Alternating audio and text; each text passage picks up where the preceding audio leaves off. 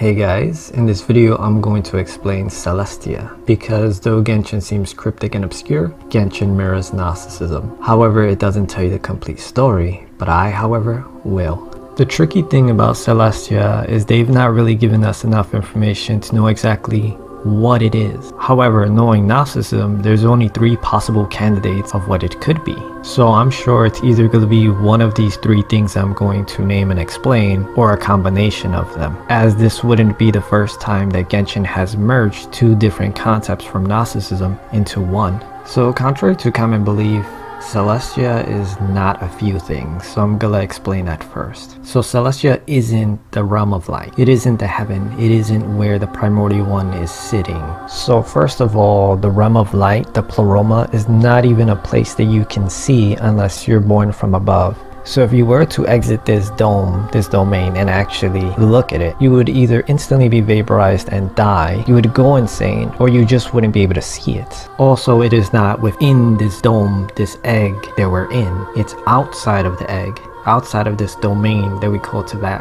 As for the true primordial one, they're not sitting on Celestia, they're in the pleroma, the realm of light. And as for the false primordial one, the demiurge, they're also not sitting on Celestia, sitting on a throne, because they're supposed to be in prison in the abyss after the Archon War. Also, contrary to common belief, I don't believe that Celestia was used to harm the people of Teyvat, to harm the earth. Like, it's portrayed that the primordial one was like shooting down celestial nails, and that was causing devastation to the world. But the demiurge and the abyss kings have a hard time just gazing upon celestial energy itself. It causes them harm. My speculation, but wielding it might vaporize them. So I don't think that they can actually wield that or be anywhere near that. I think that's the whole point of the nails, is they're kind of like dispelling the darkness and the corruption that the abyss king and the demiurge create. So I don't think they were able to sit on Celestia, but they definitely weren't able to wield the celestial nails. Not only that, but it's completely impossible for them to have created Celestia to begin with. That's imbued with celestial energy. That comes from the realm of light, or it was created by an Aeon. But the Abyss Kings and the Demiurge, they don't have Aeon energy, so there's no way possible for them to have created that. That means they would have to have conquered the people that created it, or are currently using it, which would be Sophia and the Archons of the Remembrance. However, the Demiurge and the Abyss Kings lost the Archon War, so then how would they have got rid of the opposing force to then use Celestia? It just doesn't make sense, so you can infer that they didn't use Celestia. Therefore, Celestia is not a throne, neither for the primordial one, nor the fourth primordial one, the Demiurge, nor is it the heavens itself. So what is Celestia?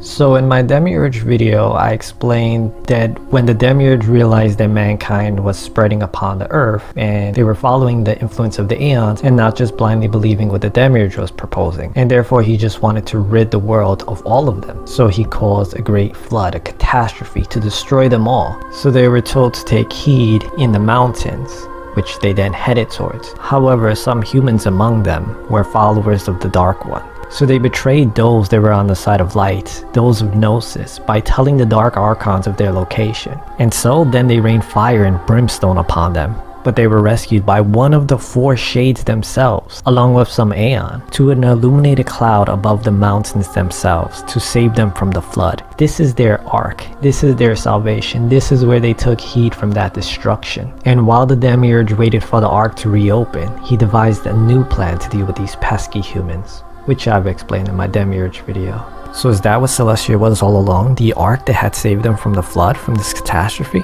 Perhaps.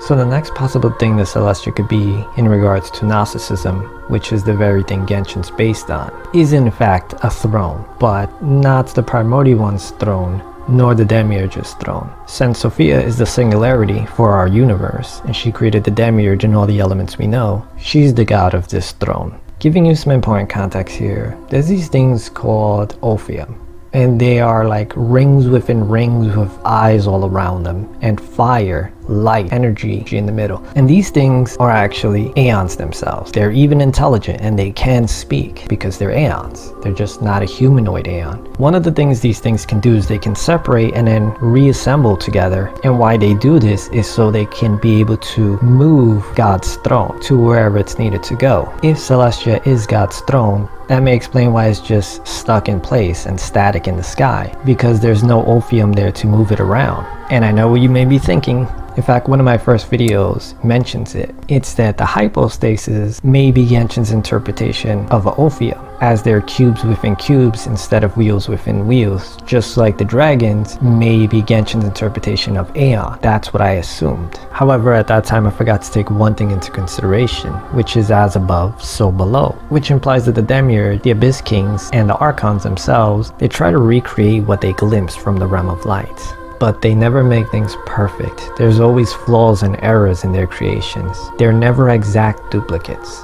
In Gnosticism, after the Archon War, after Sophia and the Archons of the Remembrance were victorious, the Archons then created hypostases. It was supposed to be so they can demonstrate their power to anyone they wants to see.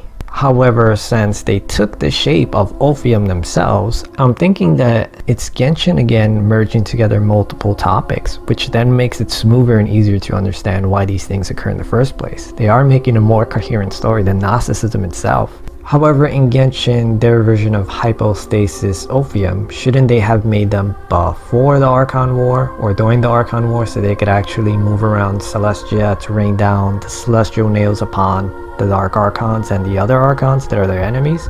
That would make more sense. But then that's not exactly perfectly aligning with Gnosticism, because the hypostasis is supposed to be made after the war, like directly after the war. However, what I think is going on is they made these so one day when Sophia is to descend onto mankind again, the hypostasis / Ophiums will be able to move Celestia into place for her. Which then brings me on to the third possibility that Celestia could possibly be in comparison to Gnosticism, and that will likely be our endgame teapot realm, is Sophia's palace. So I have to explain Gnosticism's end time here. In a generation without kings is the end times, when the heir sent by the primordial one finally reveals themselves as what they truly are and why they're there, teaching all of the path to free them from the illusions and the cage they're trapped in. And after the final confrontation with the Demiurge and the Abyss Kings, all will know of the roots of where they come from and the truths. Breaking their shackles, all will then gaze on the heights of the material world and peak experiences of the mind. The people will behold the everlasting hills of Sophia's kingdom of spiritual light. The twin star will lead the ascended humans to the bride chamber, where a spiritual union is sealed with the light realm. One by one, Sophia will welcome her children into the light, into the army of the elect. With wisdom and compassion and never wavering faith in the light, Sophia would bid all to embrace reality. The light realm, freeing themselves from the shackles and the very cage they've been trapped in.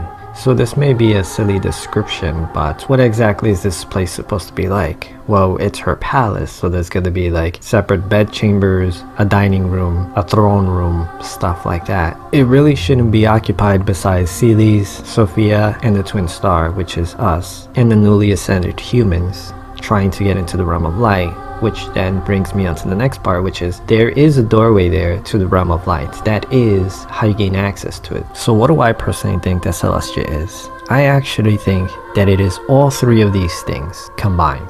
It is Sophia's Vamana from the realm of light, where she both lives and can rain down celestial nails upon the corrupt, as well as the ark that saved humanity, as well as the bride chamber in the end of times. A gleaming mountain at the peaks of the world, a shimmering cloud above the mountain, a throne where the creator of this realm sits, and a doorway where the ascended enter the realm of light. This is Celestia. If you guys want to see any of the other stories in Gnosticism, or how Genshin mirrors it, as well as if you want to understand any of the other things in Genshin that are very obscure, then I probably have a video for it, or I'm working on a video for it. But anyway, thanks for watching guys, and I hope to see you next time.